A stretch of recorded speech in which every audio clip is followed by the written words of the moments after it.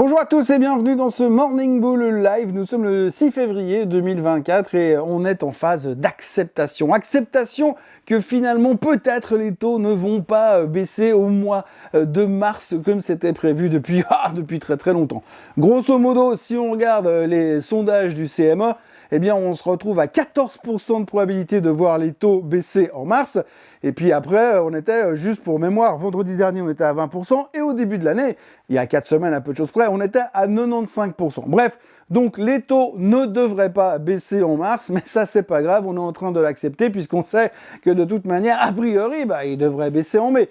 C'est pas sûr non plus, c'est pas ce que la Fed nous raconte, c'est pas ce qu'on entend dire à droite à gauche, mais hier on a eu un nouveau chiffre économique qui est sorti, qui nous a dit que finalement, ça allait peut-être un tout petit peu trop bien quand même pour que l'économie finalement ait besoin qu'on vienne lui baisser les taux pour lui donner un petit coup de boost.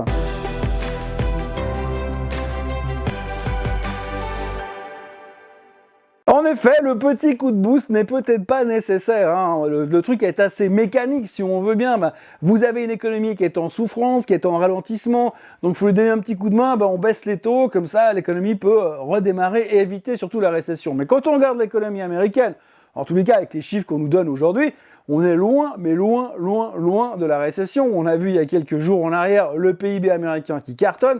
Et là, hier, c'était l'ISM qui monte, qui continue de monter. C'est le 13e mois consécutif qu'il est en hausse. Mais en plus, depuis 4 mois, ça accélère encore à la hausse. Donc c'est l'explosion totale. Alors c'est clair que dans cet environnement-là, c'est quand même pas facile de dire, regardez, cette économie, elle a besoin de soutien. Non, ça va très très bien. Il n'y a pas besoin de la mettre sous oxygène pour le moment. Et c'est ce que dit la Fed. C'est ce que disent les banquiers centraux. Il y a Kashkari qui a parlé hier soir encore pour dire, ouais, vous savez, oui, bien sûr qu'on baissera les taux quand ce sera nécessaire, mais on a le temps de prendre le temps de faire les choses correctement. Et ça, le marché, il est peut-être pas forcément super fan. Alors bon, hier, ça baissotait gentiment, c'est pas non plus la panique vendeuse avec la VIX qui remonte à 45%. Mais on sentait qu'il y avait quand même une certaine nervosité du côté des acheteurs, puisque dans cet environnement-là, on commence effectivement à faire cette acceptation, à admettre que finalement, peut-être les taux ne baisseront pas tout de suite, mais plus tard. Et ce qui est assez drôle dans tout ça, c'est que le plus tard, c'est quand même ce que la Fed nous vend depuis des mois et des mois, mais qu'on veut pas entendre, parce que nous, on a notre conviction que cette année, les taux baisseront entre 6 et 7 fois au minimum, et que la Fed continue de nous dire non, 3 fois c'est bon. Il y en a même certains qui ont dit 2 fois. Donc de ce côté-là, on pourrait quand même se dire qu'on a un problème de communication. Ce serait un couple, on irait faire une thérapie de couple pour voir si on se comprend quand même et si on parle des mêmes choses.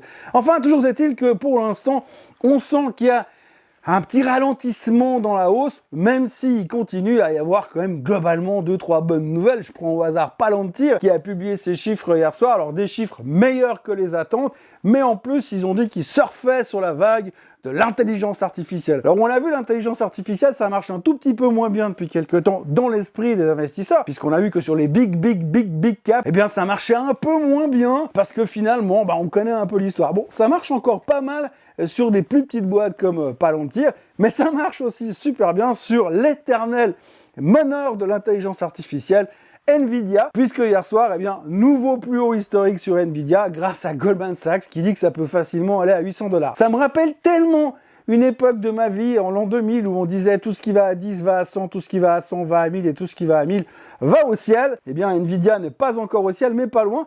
Il faut quand même retenir qu'en l'espace de quelques mois, Nvidia a doublé sa capitalisation boursière, 750 milliards de capitalisation boursière depuis le mois d'octobre dernier, sauf erreur. Donc Palantir, bon chiffre, rien à voir avec Nvidia, mais ils surfent sur la vague de l'intelligence artificielle, eux aussi, 20% de hausse hier soir after close. Donc c'était une bonne nouvelle, il y a encore des bonnes nouvelles et encore des publications de trimestres qui arrivent. Aujourd'hui, on aura Eli Lilly. Alors Eli Lilly a cartonné ces derniers mois à cause de leur drogue contre l'obésité, leur médicament contre l'obésité. Et donc aujourd'hui, on verra un petit peu ce qu'il en est des chiffres et comment ça se délivre et comment ça fonctionne du côté des Lilly. Mais il y aura encore du monde, dont Snap. Snap qui publiera ses résultats ce soir, après avoir annoncé hier soir et qui virait 10% du staff. Alors ils ont viré 10% du staff, ils ont viré 20% l'année passée, 20% l'année d'avant. Je crois qu'il reste plus grand monde, je crois qu'ils sont en plus que 500 chez Snap, mais que c'est bon, on est confiant, ça va bien se passer. Alors ce qui est toujours assez sympa, comme je le dis à chaque publication de résultats de Snap dans ce Morning Bull, à chaque fois, c'est assez drôle parce que ça varie de 10, 20 ou 30% dans un sens ou dans l'autre, donc c'est toujours assez spectaculaire. Pour ceux qui font des options, vous pouvez toujours acheter un call et un put, qu'on appelle un straddle,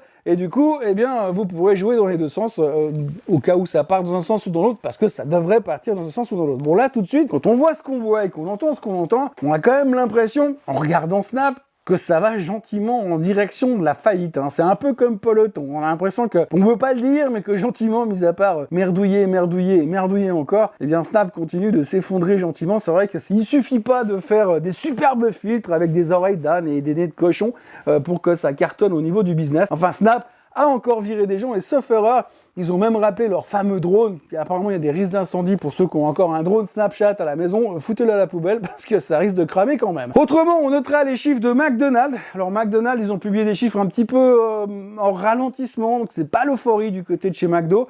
Par contre, alors il y a un truc absolument mythique, c'est que l'excuse du ralentissement, elle est fantastique. Moi, j'adore, franchement, j'adore ce métier parce que quand j'entends ce genre de remarques, on vient nous dire oui, vous comprenez, on a eu une période très difficile parce que ils ont souffert de la guerre entre Israël et Gaza. Les mecs, ils disent chez McDo, oui, on a gagné moins d'argent à cause de la guerre entre Israël et le Hamas. Super. Donc là, franchement, on sent que c'est solide comme argumentaire. Bref, néanmoins, l'un dans l'autre, on a quand même l'impression que les prix sont plus ou moins corrects. Et puis, on ne se lassera pas de parler du Boeing du jour. Oui, parce que comme tous les jours, il y a un sujet sur Boeing. Cette fois, c'est les fuselages du 737 MAX qui apparemment sont pas au top. Bon, alors vous direz, il perd les portes, mais si en plus les fuselages fonctionnent pas, je suis pas sûr qu'il faut vraiment continuer à essayer de voler avec ces avions. Bref, s'il y avait encore un petit peu de doute sur Boeing, s'il y avait encore des gens qui étaient super motivés, je pense que le meilleur des trucs à faire, c'est d'outsourcer la fabrication des avions, les moyens courriers en tous les cas, directement chez Airbus, et puis il y aura peut-être moins de problèmes de ce côté-là. Donc pour le reste aujourd'hui, très peu de chiffres économiques à attendre. On aura les factory orders en Allemagne, mais je suis pas convaincu que ça va changer grand-chose à la photo finish. Toujours pas mal de chiffres trimestriels, comme vous le savez, mais c'est relativement calme. On écoute les banquiers centraux. Aujourd'hui, il y a Kashkari qui va reparler, il y a Mester qui va reparler. Alors, faut pas s'attendre à des commentaires trop dovish. Hein. On voit clairement que la Fed est en train de botter en touche pour dire on va baisser les taux un jour, mais pas tout de suite là. Donc on garde un peu cette zone tampon qu'on a pu se créer avec cette économie qui cartonne, malgré les licenciements massifs tout azimut qui ne se ressentent pas sur les chiffres de l'emploi. Mais pour l'instant, le marché doit digérer tout ça. On en est un peu là aujourd'hui. On est là, on a accroché à la paroi en se disant, bon, jusque-là, ça va. Oui, hier, ça a baissé un peu, mais il n'y a pas de quoi se relever la nuit. 0,6% de baisse sur le S&P 500, c'est pas la fin du monde quand même. Mais c'est vrai qu'on espérait quand même voir les 5000 sur le S&P 500 assez rapidement. Pour l'instant, il va falloir être un petit peu plus patient et puis voir à quel moment la Fed va dynamiser sa volonté de baisser les taux, mais on a l'impression que ça se dirige gentiment vers le mois de mai, puis peut-être même le début de l'été. Enfin, pour l'instant, les marchés vont relativement bien, on reste relativement solide. Il y a toujours pas mal d'interrogations sur Tesla. Tesla, si vous regardez le graphique, on est revenu pile poil en bas de ce canal descendant dans lequel on est. Alors oui, effectivement, c'est un canal descendant, donc ça n'est pas une bonne nouvelle. Mais à côté de ça, c'est vrai qu'il y a pas mal de pression, que ce soit sur l'histoire des bonus de Musk, sur le fait qu'il y ait des droits de vote de Musk chez Tesla, sa demande d'augmenter son pouvoir de décision chez Tesla, mais aussi certains membres du board qui disent qu'on les a forcés à se droguer, à cause de monsieur Elon Musk, justement. Donc les gars, on les a forcés à fumer du... Bref, ça, c'est une grande histoire, mais bref, il y a 2-3 avalanches de mauvaises nouvelles, mais on est revenu pile poil sur le bas de ce canal, et peut-être que ça pourra déclencher un petit point de rebond sur Tesla, et on sait que quand petit point de rebond il y a sur Tesla, gros mouvement à la hausse il y aura les prochains jours. Voilà ce que l'on peut dire en ce moment. Le marché est très calme. On a marqué un temps d'arrêt parce qu'on est en train de faire le deuil de notre baisse des taux en mars. Et puis, on va pouvoir se concentrer sur le reste de la semaine et sur les chiffres trimestriels. En ce qui vous concerne, n'oubliez pas de vous abonner à la chaîne Swissquote en français, de liker cette vidéo, de la partager et d'appuyer sur la cloche pour être avisé chaque fois qu'il y a une nouvelle vidéo qui arrive. Et moi, je vous retrouve comme d'habitude demain pour un nouveau Morning Bull Live avec un petit peu plus de gras à l'intérieur. J'espère, en tous les cas, surtout après les publications de Eli Lilly. Bonne journée à tous. Bye bye.